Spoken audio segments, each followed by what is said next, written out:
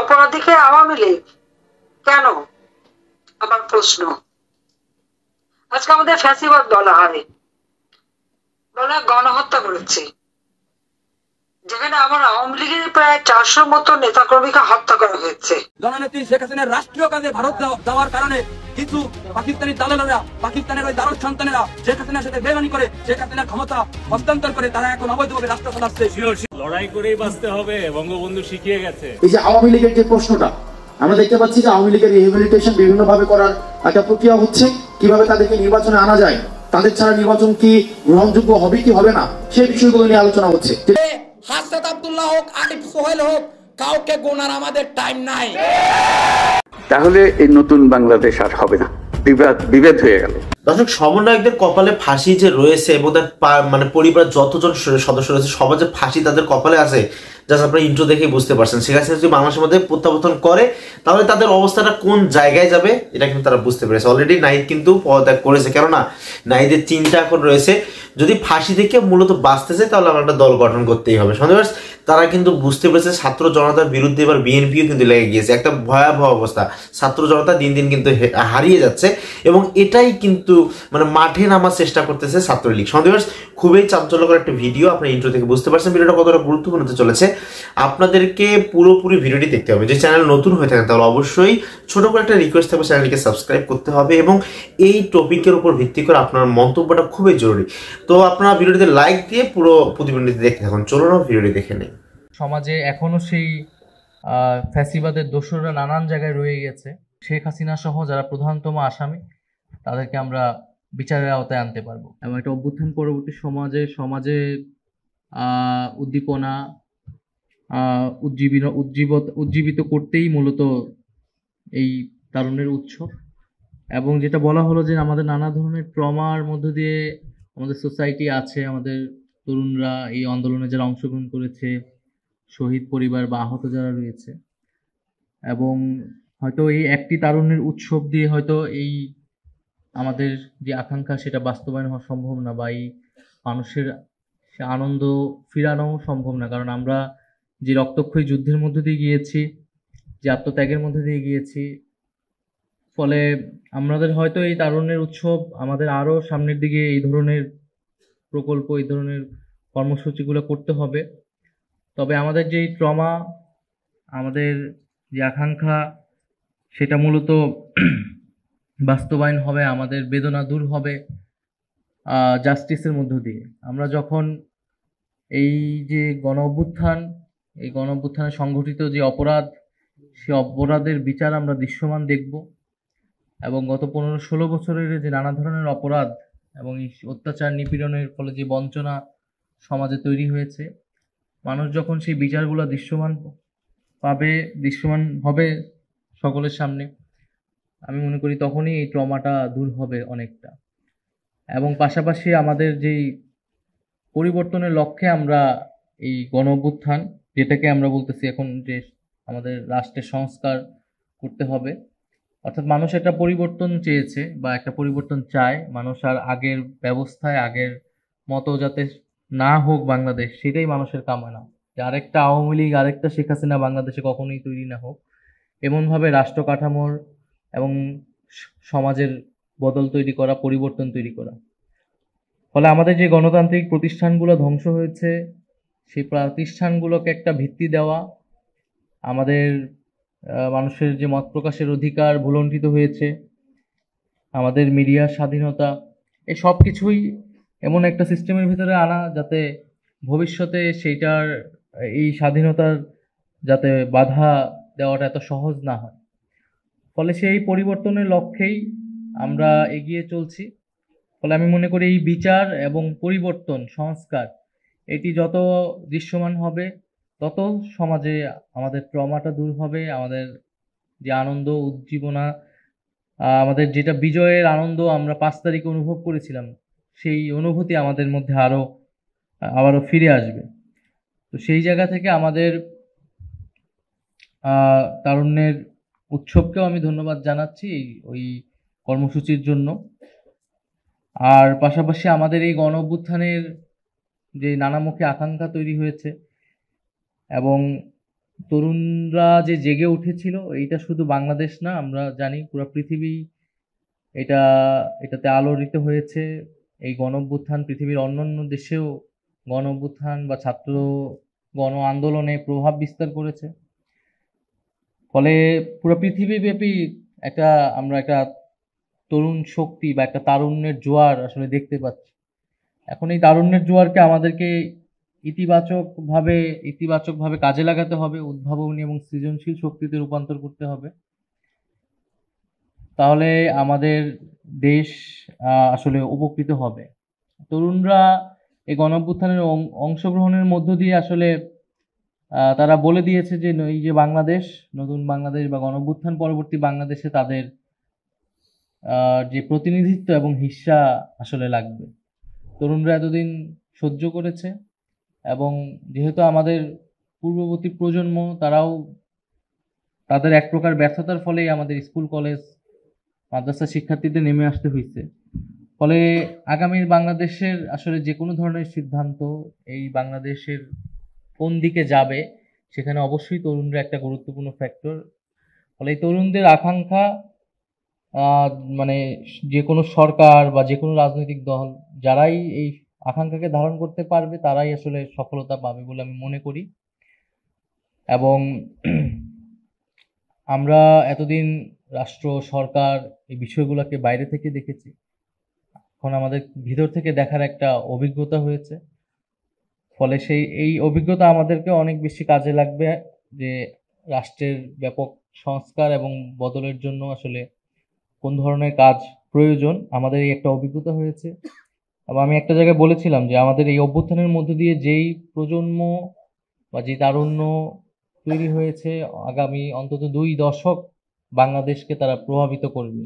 রাজনীতি, সমাজ, সংস্কৃতি, অর্থনীতির নানা ক্ষেত্রে, সমাজের সকল ক্ষেত্রে তাদের একটা প্রতিনিধিত্ব এবং নেতৃত্ব আসলে তৈরি হবে।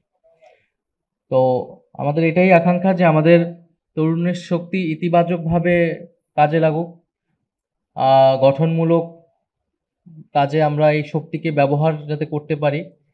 আমাদের বিশ্ববিদ্যালয়গুলোতে আমাদের যে ধরনের ছাত্র রাজনীতি আমরা দেখে এসেছি, সেই ছাত্র রাজনীতির অবসান না ঘটুক। আমরা ইতিমধ্যে সে ধরনের আলামত দেখতে পাচ্ছি, তবে এটা আমাদের জন্য অনাকাঙ্ক্ষিত হবে। আমরা চাই যে পক্ষেরই দোষ থাকুক না কেন, এইটা সুরাহা করে আমাদের ক্যাম্পাসগুলোতে যাতে পেশি শক্তি নির্ভর যে ছাত্র রাজনীতি সেটার যাতে আমরা সেই সংস্কৃতির আমরা বদল ঘটাতে পারি এবং প্রকৃত অর্থে ছাত্ররা দেশের জন্য, ছাত্রদের পক্ষে রাজনীতি করবে এবং নিজেদেরকে আগামীর বাংলাদেশকে নেতৃত্ব দেওয়ার জন্য গড়ে তুলবে। এটাই আমাদের আকাঙ্ক্ষা এবং আমাদের অন্তর্বর্তী সরকারের পক্ষ থেকে আমরা চেষ্টা করতেছি তরুণদেরকে নানামুখী কাজে যুক্ত করার জন্য এবং তরুণরা যে স্বপ্ন দেখেছে, আমরা যে স্বপ্ন দেখেছি সেই স্বপ্নটা যাতে, সেই সম্ভাবনাটা যাতে আমরা ধরে রাখতে পারি, সেটাই আমাদের কামনা। আমরা গত 15-16 বছর ধরেই, শুধু জুলাই গণঅভ্যুত্থান নয়, আমরা 15-16 বছর ধরেই নানা ধরনের অত্যাচারিত ছিলাম। সেই এবং সমাজে এখনো সেই ফ্যাসিবাদের দোসররা নানান জায়গায় রয়ে গেছে। আমরা আন্দোলনের সময় হয়তো দেখেছি, শুধু আমরা যে ভিডিওটা দেখলাম হয়তো পুলিশকেই দেখা যাচ্ছে, হয়তো পুলিশকে দেখা গিয়েছে, কিন্তু পুরো রাষ্ট্রযন্ত্রের এবং ফ্যাসিবাদী শক্তির নানা ধরনের পক্ষ এই তাদের বিরুদ্ধে যে লড়তে হয়েছে। আবার একইভাবে হয়তো ছাত্রদেরকে ফ্রন্টে দেখা গেছে, সামনে দেখা যাচ্ছে, কিন্তু ছাত্রদের পিছিয়ে নানা শক্তি এসে আসলে জড়ো হয়েছিল। ফলে এখনো ফ্যাসিবাদের যে দোসর, ফ্যাসিবাদী যে প্রবণতা, ফ্যাসিবাদী চিন্তা এবং সেই ব্যক্তিগুলা সমাজে নানা জায়গায় রয়ে গিয়েছে, আমাদের রাষ্ট্রের নানা জায়গায়। ফলে তাদের বিরুদ্ধে আমাদের যে লড়াই, সেই লড়াই কিন্তু ফলে আমরা মনে করি যে এখনো চলমান আছে। আমাদের প্রশাসনের জায়গা থেকে আমরা উদ্যোগ নিয়েছি যে যারা বিগত সময়ের যারা এই দোসর ছিল, যারা নানা ঘৃণ্য কাজে, দুর্নীতির কাজে জড়িত ছিল, তাদের বিরুদ্ধে ব্যবস্থা নেওয়া। 2014 এবং 2018 সালে নির্বাচনে যারা এই মানুষের ভোটাধিকার লুণ্ঠন করতে সরকারের ব্যক্তি, প্রশাসনের ব্যক্তি হয়েও জনগণের বিপক্ষে কাজ করেছে, তাদের বিরুদ্ধে শীঘ্রই একটি ব্যবস্থা আসবে এবং একইভাবে আমরা এরকম সকল পর্যায় থেকেই এই ব্যক্তিগুলোকে বিচারের আওতায় আনতেছি এবং যারা জুলাই আগস্টেও হত্যাকাণ্ড করেছে একটা অপারেশন ডেভিল হান্ট চলতেছে আপনারা জানেন, এবং তাদেরকে গ্রেফতার করা হচ্ছে এবং আমরা আশা করতেছি যে এই যে আমাদের ট্রাইব্যুনাল, সেই ট্রাইব্যুনালের যে বিচার কার্যক্রম আমরা এই বছরের মধ্যেই বিচার কার্যক্রম দৃশ্যমান দেখতে পাবো এবং শেখ হাসিনা সহ যারা প্রধানতম আসামি তাদেরকে আমরা বিচারের আওতায় আনতে পারবো। সহিংসতা বাড়বে, আওয়ামী লীগ মাথাচাড়া দেবে, কিন্তু আমার মনে হয় যেটি তাদের সঠিক ব্যাখ্যা বিশ্লেষণ না। কারণ স্থানীয় নির্বাচন এখন হলেও টুকটাক ঝামেলা হবে, নির্বাচনের পরে হলেও হবে।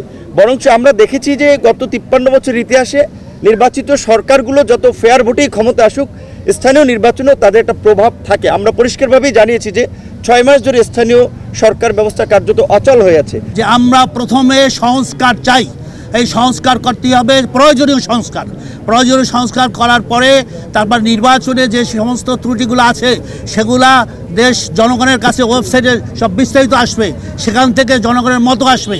এরপরে আমরা বলছি, আপনারা জানেন প্রতিনিধিত্ব অর্থাৎ পিআরের ব্যাপার, পিআরকে আমরা জোর দিছি যে পিআর হলে তাহলে আর কোনো বৈষম্য থাকবে না।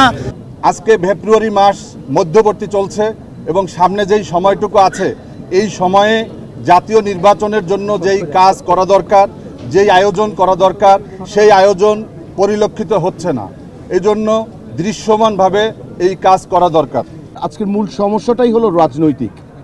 এখানে আগ্রাসন, আধিপত্যবাদ এবং ফ্যাসিবাদ বিরোধী যেই শক্তিগুলো ছিল তাদের মধ্যে একটি ঐক্যমত দরকার এবং সেই ঐক্যমতটি হতে হবে আমাদের রাজনৈতিকভাবে সমাধান করতে হবে। সংলাপে গুরুত্ব পায় নির্বাচন ইস্যু। তাদের মতে জাতীয় নির্বাচনের আগে স্থানীয় সরকার নির্বাচন হলে বাড়বে বিশৃঙ্খলা।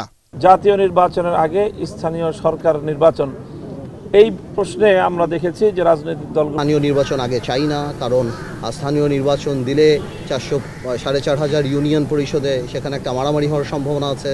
একটা জানেন আপনারা ইউনিয়ন পরিষদের নির্বাচন অনেক বেশি রক্তক্ষয়ী সংঘর্ষ সেসব জায়গাতে হয়। আমরা বলেছি স্থানীয় নির্বাচন আগে করলে অনেক রকম ভুল বোঝাবুঝি, বিভেদ সৃষ্টি হতে পারে নিচের পর্যায়ে। জাতীয় সংসদ নির্বাচনের পূর্বে স্থানীয় সরকার নির্বাচনের চিন্তা করাটা অত্যন্ত বিপজ্জনক হবে। যেই বিপজ্জনক পরিস্থিতি সৃষ্টি হবে সেটা সামাল দেওয়া তত্ত্বাবধায়ক সরকারের পক্ষে সহজ হবে না। সুতরাং সারা জাতি উন্মুখ হয়ে আছেন জাতীয় নির্বাচনের জন্য। জাতীয় নির্বাচনে আমরা চাই। এ সময় আওয়ামী লীগের নিবন্ধন বাতিল ও দোষরদের শাস্তির দাবিও জানানো হয়। আওয়ামী লীগকে আমরা নিষিদ্ধ ঘোষণা দেখতে চাই। একটা টেররিস্ট অর্গানাইজেশন হবার জন্য যা যা ক্যারেক্টারিস্টিক দরকার প্রত্যেকটা আওয়ামী লীগ করেছে, গত 16 বছর ধরে করেছে। আমাদের এই ঐক্য ধরে রাখতে হবে। আমাদের যারা শহীদ হয়েছেন এই ছাত্র জনতার আন্দোলনে, এই ফ্যাসিস্ট স্মরণ মুভমেন্টে, তাদের আত্মত্যাগকে আমাদের ভবিষ্যতে আমাদের কোনো কর্মকাণ্ড জানি কোনোভাবে অপমানিত না করে। আমরা সংস্কারও চাই, আমরা যৌক্তিক সময়সীমার মধ্যে নির্বাচনও চাই এবং আমরা স্পষ্ট বলবার চেষ্টা করেছি যে আমরা পরাজিত শক্তি, যারা মানবতা বিরোধী অপরাধের দায় যাদের মাথার উপরে রয়েছে, আমরা তাদের প্রত্যেকের বিচার চাই এবং জাতীয় নির্বাচনের আগে আমরা স্থানীয় কোনো নির্বাচনে চাই না। ঝুঁকি রয়ে গেছে। ইউনিয়ন কাউন্সিলের নির্বাচনে যদি রাষ্ট্র পা রাখে তাহলে সেখানে মারামারি, খুনাখুনি, একটা অনাকাঙ্ক্ষিত পরিস্থিতি সৃষ্টি হতে পারে। স্ট্যাটাস দিয়েছেন, সেই স্ট্যাটাসের একটা শিরোনাম আছে জনগণ ও মধ্যবর্তী অবস্থানের সপক্ষে।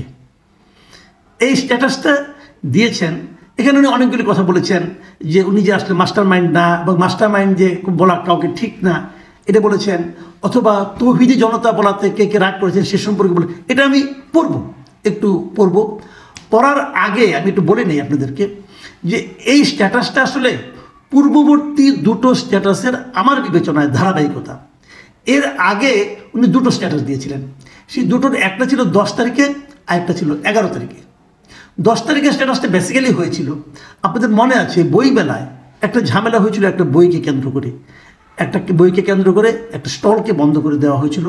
তৌহিদি জনতা নামধারী কিছু লোক যে সেই স্টলটাকে বন্ধ করে দিয়েছিল, সেখানে তসলিমা নাসরিনের বই বিক্রি হচ্ছিল বলে। এই প্রেক্ষিতে কিনা আমি জানি না, এই ঘটনার পরপরই মাহফুজ আলম সাহেব একটা স্ট্যাটাস দিয়েছিলেন 10 তারিখে, এবং ওটা পরে আমি আসলে একটু বিস্মিত হয়েছিলাম। আমার কাছে খুব ভালো লেগেছিল। আমি আসলে ভাবতেই পাইনি উনি এরকম স্ট্যাটাস দেবেন। উনি লিখেছিলেন, আমি আপনাদেরকে পড়ে শোনাই, এই স্ট্যাটাসটা আমি পুরোটাই পড়বো আপনাদের কাছে। উনি লিখেছিলেন, অভ্যুত্থানের পক্ষে হলে মব করা বন্ধ করেন, আর যদি মব করেন তাইলে আপনাদেরও ডেভিল হিসেবে ট্রিট করা হবে। আজকের ঘটনার পর আর কোনো অনুরোধ করা হবে না, আপনাদের কাজ না আইন নিজের হাতে তুলে নেয়া। একদম স্পষ্ট কথা কিন্তু, যে আপনি যদি অভ্যুত্থানের পক্ষের লোক হন তাহলে এই মব এটা করতে যাবেন না, এটা করতে বন্ধ করতে পারছেন উনি। তারপর উনি আর কি লিখেছেন কথিত আন্দোলন আর মবের মহড়া আমরা এখন থেকে শক্ত হাতে মোকাবেলা করব। রাষ্ট্রকে অকার্যকর এবং ব্যর্থ প্রমাণের চেষ্টা করা হলে এক বিন্দু ছাড় দেওয়া হবে না। এই লিখেছেন, আরও দুটো প্যারা আছে, ওটা না পড়লে চলবে, এখানে মূল বক্তব্যটা রয়ে গেছে।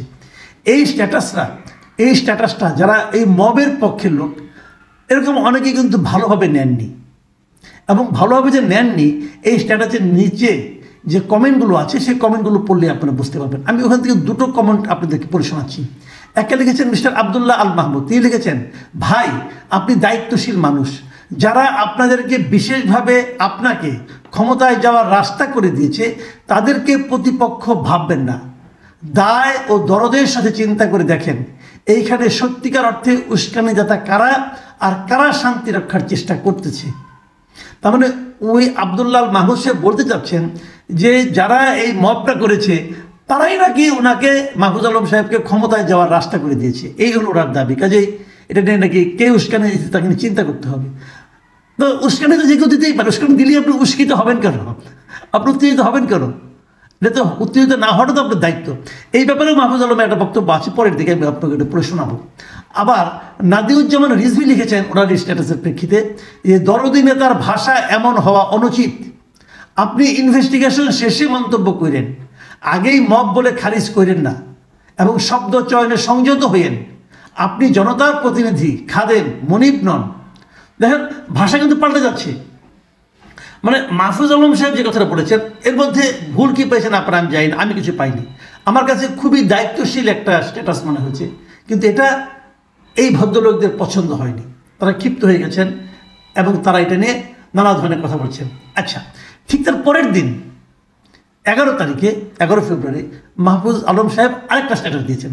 সেখানে উনি কি লিখেছেন, তৌহিদি জনতা নামে আপনারা যারা নিজেদের পরিচয় দেন তাদের আমি হুমকি দিইনি, সতর্ক করেছি। কেন করেছি? গত 15 বছর নিপীড়ন সহ্য করে এবং গণ অভ্যুত্থানে ভূমিকা রেখে সকল নাগরিকদের মতোই আপনারা একটি জাতীয় সম্ভাবনা হাজির করেছেন, কিন্তু মব সংস্কৃতির কারণে তা ভুলণ্ঠিত হচ্ছে। এক্ষেত্রে আপনাদেরকে এই সম্ভাবনা রক্ষা করতে হবে। খুব স্পষ্ট বক্তব্য, কিন্তু উনি মব সংস্কৃতির একদম বিরোধিতা করছেন এবং উনি আশঙ্কা প্রকাশ করেছেন এই মব সংস্কৃতির কারণে কিন্তু যে জিনিসটা আমরা অর্জন করেছি সেটা হয়তো ভুলণ্ঠিত হয়ে যেতে পারে। তারপর উনি বলেছেন আরেক জায়গায় যে আমি নিজে বিশ্বাসী মুসলিম হিসাবে তৌহিদবাদী, কিন্তু কেউ তৌহিদের নামে উগ্রতা দেখালে সেটার আসন্ন পরিণতি সম্পর্কে সাবধান করাও সহনাগরিক ও দায়িত্বশীল ব্যক্তি হিসাবে আমার কর্তব্য মনে করেছি। খুব স্পষ্ট বক্তব্য না যে মব করলে তৌহিদের নামেই করেন আর যে নামেই করেন, যদি উগ্রতা দেখান আপনি সেই ব্যাপারে তার পরিণতি যে খারাপ সেটার ব্যাপারে মানুষকে সতর্ক করা উনি ওনার দায়িত্ব মনে করেছেন। এবং আরেক জায়গায় উনি বলেছেন বাংলাদেশে এখন স্থিতিশীলতা দরকার, বিপ্লবী জনতা আর খণ্ড খণ্ড মব আলাদা জিনিস। লক্ষ্যহীন উদ্দেশ্যবিহীন এসব মব সংস্কৃতির কারণে উপকৃত হচ্ছে আমাদের শত্রুরা। রাষ্ট্রের অখণ্ডতা, নিরাপত্তা ও শৃঙ্খলা রক্ষার্থে আমাদের কঠোর হতে হবে। এই কঠোরতা হুঁশিয়ারি অপরাধীদের জন্য, যারা তৌহিদের কথা বলে নিপীড়ন করছে, নৈরাজ্য করছে। সিম্পল একদম, যারা তৌহিদের কথা বলে নিপীড়ন করছে, নৈরাজ্য করছে, তাদের জন্য উনি এই কঠোরতা দেখিয়েছেন। এবং উনি শেষে আরেকটা কথা বলছেন পুনশ্চ দিয়ে, এই 11 তারিখের স্ট্যাটাসে উনি বলেছেন ব্যক্তি আক্রমণ, খুব গুরুত্বপূর্ণ, এটা মন দিয়ে শুনেন আপনারা, ব্যক্তি আক্রমণ, ব্যক্তিগত বিশ্বাস নিয়ে আক্রমণ বা সন্দেহ তৈরি, পরিবারের সদস্যদের হুমকি বা বেইজ্জতি ইত্যাদি কাজগুলো নবীজির অনুসারী হিসাবে সবার পরিত্যাগ করা উচিত। চলুন বিভাজন আর ঘৃণা বাদ দিয়ে রাষ্ট্রকে সবার করে গড়ে তুলি। দেখুন মাহফুজ আলমের এই যে ঐক্যের ডাক এবং এই যে বলা যে ব্যক্তিগত বিশ্বাস, আমি মনে করলাম আপনি মব, অথবা আপনাকে আমি অ্যাটাক করলাম, এটা হয় না, এটা হয় না। আমি একা মনে করলে তো হবে না, অথবা আমার বন্ধু বান্ধবরা মনে করলো আপনি খারাপ, অতএব আপনাকে আমি অ্যাটাক করলাম, আপনি স্বৈরাচারের দোষক বলে অ্যাটাক করে দিলাম। কেউ বললে বললাম না উনি স্বৈরাচারের দোষক, এটা হয় না। আপনার ব্যক্তিগত বিশ্বাস নিয়ে কাজ করলে চলবে না। এইগুলি উনি করতে না করতে বলেছেন যে এটা নবীজির অনুসারী হিসেবে আমাদের মধ্যে এই আচরণ এই থাকা ঠিক না। আমি এখন আপনাদেরকে শেষ আজকে যে এটা উনি স্ট্যাটাসটা দিয়েছেন সেটা একটু পড়ে শোনাতে চাই। এখানে উনি আবার বলেছেন, এর অনেক কথাই আছে, উনি পয়েন্ট পয়েন্ট করে বলেছেন, 1 2 3 4 এরকম করে বলেছেন। আমি প্রথমে একটা মোটাই পড়তে চাই না, কারণ ওটা মাস্টার মাইন্ড বলেছেন, ওনাকে মাস্টার মাইন্ড এটা নিয়ে ওনার আপত্তি আছে। বলেছেন যে মাস্টার মাইন্ড নামক মিডিয়ার হাইপকে আমি শুরুতে প্রত্যাখ্যান করেছি। উনি বলেছেন যে আমি এককভাবে কোনো মাস্টার মাইন্ড ছিল না, সবাই মিলেমিশে করেছেন, এটা উনি বলেছেন। যাক, ওগুলি নিয়ে কথা না। আমি যে আচরণে মবের যে ব্যাপারটা বলতেছি এবং তৌহিদি জনতা নিয়ে বলতেছি। 3 নম্বর পয়েন্ট উনি কী বলেছেন, যে আমার কোনো বক্তব্য হয়তো কারো কারো মনে কষ্ট দিয়েছে, বিশেষ করে তৌহিদি জনতা বলাটা। আপনারা যারা আমার বক্তব্যের কারণে নারাজ নাখোশ হয়েছেন, আমি আপনাদের কাছে আন্তরিকভাবে দুঃখ প্রকাশ করছি। মানে তৌহিদি জনতা বলাতে অনেকে হয়তো দুঃখ পেয়েছেন, তাদের কাছে উনি দুঃখ প্রকাশ করেছেন। মানে একটু যেন দৃঢ়তা থেকে কমে আসলো, কিন্তু কোনো সমস্যা নেই। আমি ওনার এই অ্যাটিটিউডটাকে পছন্দ করেছি। কেন করেছি, ওনার পরের লাইনটা পড়লে আপনি বুঝতে পারবেন। উনি তারপরে লিখেছেন, এছাড়া গত কয়েক মাসে অন্য কোনো বক্তব্যে কেউ আঘাত পেলে বা সেটাকে বিভাজনমূলক ভাবলে সেক্ষেত্রেও আমি আমার বক্তব্য পুনর্বিবেচনার পক্ষে। এটাই হলো আমি মনে করি মানে সঠিক চিন্তা। উনি বলেছেন গত কয়েক মাসে আমি অনেক বক্তব্য দিয়েছি, সেটা যদি কারো মনে দুঃখ দিয়ে থাকে। 2013 সালে আপনাদের নিশ্চয়ই মনে আছে, সেখান থেকে যেভাবে হোক আমরা উদ্ধার করলাম, মানুষকে সেখান থেকে ফিরালাম। আবার 2014 500 স্কুল পুড়িয়ে দিয়েছিল, মানে ছেলে মেয়ের লেখাপড়ার দরকার নাই আর কি। কোর্টে হামলা করলো, জজের উপরে বোমা হামলা, আইনজীবীর উপরে বোমা হামলা, আইনজীবী পর্যন্ত মারা গেল। 2015-তে একই অগ্নি সন্ত্রাস, রাস্তা কেটে দিল, হাজার হাজার গাছ কাটলো। এই 13 থেকে 15 আর এই ধরনের 3225 জন মানুষই মারা গেল। এরা জীবন্ত মানুষকে পুড়িয়ে পুড়িয়ে মেরেছিল।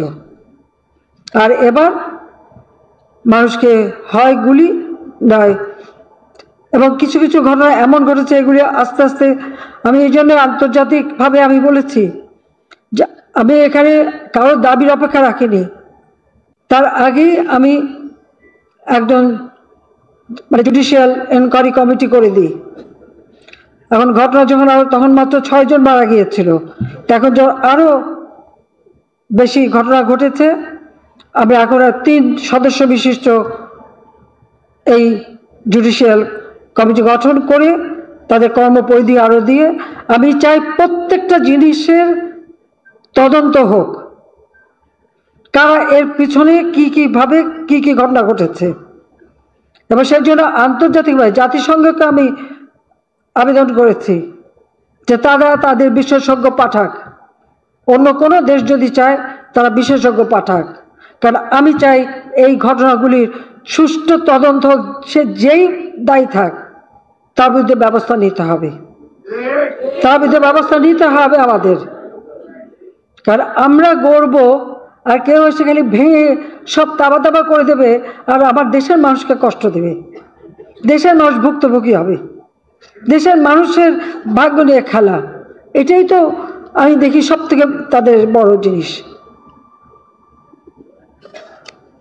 জঙ্গি সারা বিশ্বব্যাপী কি ঘটনা ঘটিয়েছে, বাংলাদেশে হলি আর্টিজানের পরে আর একটা ঘটনা আমরা করতে দেয়নি। আমাদের গোয়েন্দা সংস্থা, আইন শৃঙ্খলা রক্ষাকারী সংস্থা থেকে সজাগ থেকেছে, তারা নিজেরা জীবন দিয়েছে, কিন্তু এই জঙ্গিবাদের হাত থেকে দেশকে রক্ষা করেছে।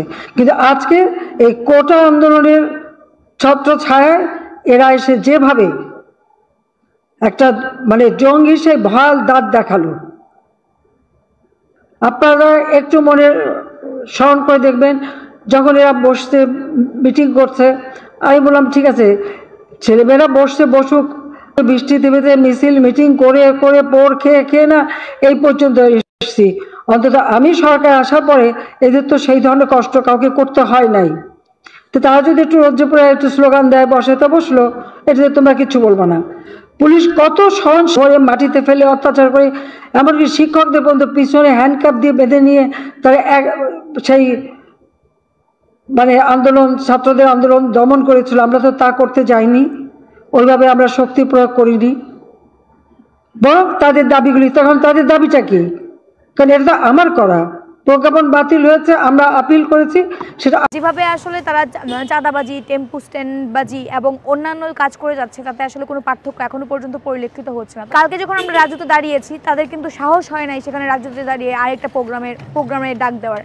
সেক্ষেত্রে বোঝা যায় যে আসলে তাদের হ্যারাম কতটুকু। যেই শিবিরের সাথে বা যেই জামায়াতের সাথে, জামাত শিবিরের সাথে আপনারা এতদিন অ্যালায়েন্স করে এসেছেন, আপনারা হচ্ছে যে কম্বাইন্ড হয়ে আসলে বিরোধী দল হিসেবে ছিলেন, তাকে এখন কেন আপনাদের সহ্য হচ্ছে না? যেটা আসলে মানুষের ক্যামেরায়, ছবিতে এবং সিসিটিভি ফুটেজে ধরা পড়েছে, তাদেরকে অতি দ্রুত চিহ্নিত করে যেন শাস্তির আওতা নিয়ে আসা হয়। আসলে আপনারা জানেন যে গতকাল যেভাবে কুয়েটে আসলে ছাত্র দল বা যুব দল বা বিএনপির নেতাকর্মীরা তাদের উপরে যেভাবে নৃশংস হামলা চালিয়েছে এবং 50+ আহত হয়েছে, এর মধ্যে আসলে আমাদের বৈষ্ণববিরোধী ছাত্র আন্দোলনের যে কমিটি এখানে ছিল, তার যে আহ্বায়ক আছেন এবং সদস্য সচিব আছেন, তারা সহ আহত হয়েছেন এবং ওরা আসলে শিবির ট্যাগ দিয়ে যেভাবে আসলে হামলা করেছে। আর আমার কথা হচ্ছে, যেই শিবিরের সাথে বা যেই জামায়াতের সাথে, জামাত শিবিরের সাথে আপনারা এতদিন অ্যালায়েন্স করে এসেছেন, আপনারা হচ্ছে যে কম্বাইন্ড হয়ে আসলে বিরোধী দল হিসেবে ছিলেন, তাকে এখন কেন আপনাদের সহ্য হচ্ছে না? কারণ তারা কি আপনাদের বিরোধী দল হিসেবে, অপোনেন্ট হিসেবে এই নির্বাচনে অংশগ্রহণ করবে সেজন্য? তারপর একটা কথা বলবো যে আপনারা যেটার কথা বললেন যে বৈষম্য বিরোধী ছাত্র আন্দোলন ওইখানে আছে, যদি কমিটি দিতে পারে তাহলে আপনারা কেন কোনো কমিটি দিতে পারবেন না? আসলে বৈষম্য বিরোধী ছাত্র আন্দোলন হচ্ছে একটা ইনক্লুসিভ প্ল্যাটফর্ম, যেটার মাধ্যমে আসলে গণ অভ্যুত্থান সংগঠিত হয়েছে। এই ইনক্লুসিভ প্ল্যাটফর্মে আসলে কোনো রাজনৈতিক দলের কোনো কিছু নাই, সেখানে আসলে কোনো রাজনীতি চলে না বা ওইটা দিয়ে কোনো রাজনীতি হবে না। আপনারা জানেন যে ইতিমধ্যেই ছাত্র সংগঠন হওয়ার জন্য একটা ঘোষণা আসছে, সেটা অতি শীঘ্রই ঘোষিত হবে এবং এছাড়াও আমাদের নতুন রাজনৈতিক দল আসতেছে। সো আমি খুব ক্লিয়ারভাবে বলতে পারি বৈষম্য বিরোধী ছাত্র আন্দোলন একটা প্ল্যাটফর্ম, এটা একটা ইনক্লুসিভ প্ল্যাটফর্ম, সেখানে আসলে সবাই আছে এবং কি আপনারাও ওইখানে ইনক্লুডেড। যখন আমরা আসলে গণ অভ্যুত্থান ঘটিয়েছিলাম তখন কিন্তু ওইখানে আপনারাও ছিলেন। এখন আমি বলতে চাই যে বিএনপির এবং এই ছাত্র দলের এই যে ন্যাক্কারজনক হামলা, সেটার আমি তীব্র প্রতিবাদ জানাচ্ছি এবং যারা আসলে ওইখানে ছিল এবং যেটা আসলে মানুষের ক্যামেরায়, ছবিতে এবং সিসিটিভি ফুটেজে ধরা পড়েছে, তাদেরকে অতি দ্রুত চিহ্নিত করে যেন শাস্তির আওতা নিয়ে আসা হয়। আরেকটা কথা আমি বলতে চাই, আমি আসলে আমাদের শহীদ ভাই ওয়াসিম যিনি আছেন, তার কাছে আমার প্রশ্ন থেকে যাবে যে ওয়াসিম ভাই, আপনি কি মৃত্যুবরণ করেছিলেন? জুলাইয়ের স্পিরিটটাকে ধারণ করে আপনি রাস্তায় নেমেছিলেন, আপনি কি মৃত্যুবরণ করেছেন শুধুমাত্র এই জন্য যে বিএনপি আসলে ছাত্রদের উপর ভর করে শেখ হাসিনাকে হটাবে এবং তারপর তারা আসলে ক্ষমতায় যাবে এবং ক্ষমতায় গিয়ে সেই একই স্টাইলে, একই ফেসিবাদী স্টাইলে আসলে ক্ষমতার অপব্যবহার করে তারা রাজনীতিতে টিকে থাকবে এবং বাংলাদেশের জনগণের কাছে টিকে থাকবে? এই জন্যই কি আপনি আপনার প্রাণ দিয়েছিলেন বা এই জন্যই কি আপনি আপনার নিজেকে শহীদ করেছিলেন?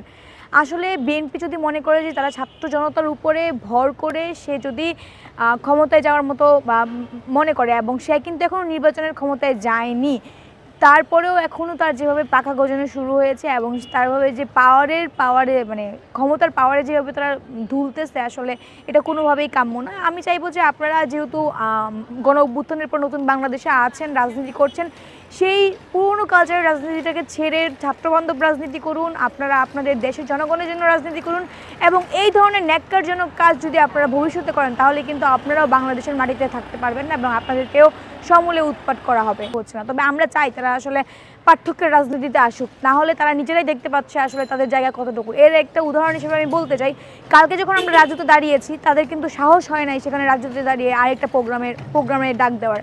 সেক্ষেত্রে বোঝা যায় যে আসলে তাদের হ্যারাম কতটুকু।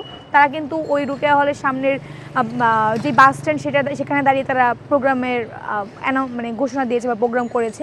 তো সেই জায়গায় আমরা বলবো যে আপনারা আসলে বেশি পাওয়ার দেখাবেন না, বা আপনাদের যেই জায়গাটুকু আছে, আপনারা যদি সত্যি বাংলাদেশের রাজনীতি করতে চান তাহলে বাংলাদেশের রাজনীতির মতো রাজনীতি করেন এবং বাংলাদেশের পরিবেশের সাপেক্ষে রাজনীতি। দর্শক, আপনারা এই প্রতিবেদনটি দেখার পর আপনাদের কি মন্তব্য অবশ্যই আমাদের কমেন্ট বক্সে জানিয়ে দেবেন আপনার মূল্যবান মন্তব্যটি। তবে বাংলাদেশের অবস্থা খারাপ করতে বা বিএনপি যেভাবে ছাত্রদের উপর, শিক্ষার্থীদের উপর ক্ষেপে আছে, তারা যে কাজগুলো করার চেষ্টা করতেছে, ঠিক যেন আওয়ামী লীগের আরেক ভাই এটাকে বুঝাইছে বিভিন্ন নেটিজনরা, এটাই বলছেন যে বিএনপি যে কাজগুলো করতেছে সেম কাজগুলো আওয়ামী লীগ করতো। কিন্তু কোন দলটি বর্তমান বাংলাদেশের প্রেক্ষাপটে বাংলাদেশের মানুষের ভালো চায় এবং বাংলাদেশের মানুষকে পুরোপুরি ইসলামপন্থী করার চেষ্টা করে আপনাদের মনে হয়, এবং দেশের দায়িত্ব কার উপর উঠাই দিলে এই দেশকে সুন্দরভাবে পরিচালনা করতে পারবে বলে মনে হয়, আপনারা অবশ্যই আমাদের কমেন্ট বক্সে জানিয়ে দিন। আজকে ভিডিও পর্যন্তই। চ্যানেল নতুন সাবস্ক্রাইব করুন, বন্ধু হয়ে পাশে থাকুন। আল্লাহ হাফেজ।